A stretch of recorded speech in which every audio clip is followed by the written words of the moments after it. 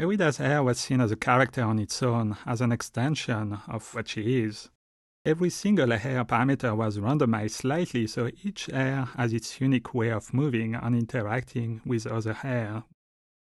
We set up a lot of simulation rigs so the hair can behave nicely with any kind of motion, from very slow shot to very active sequence, but it still needs to look pleasing to the eye. The look of hair is one of the more difficult things to get right in computer graphics because of its complex scatter and transmission of light.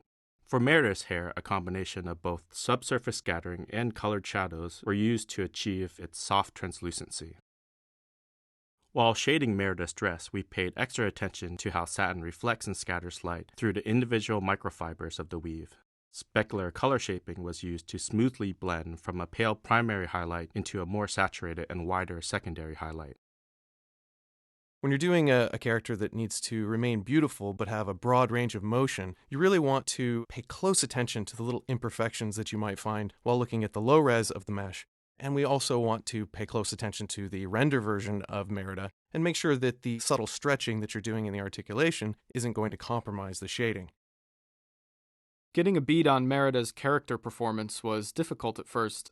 One of the things we tried to hone in on was her feeling of abandonment and the pain behind her stubbornness. With Brave's animation being a more realistic style, I found I really benefited from live-action reference as well as tapings of recording sessions. This whole marriage is what you want! Do you ever bother to ask what I want? No! This sequence was a real milestone for us in terms of performance and set a bar to which we could measure the rest of the film.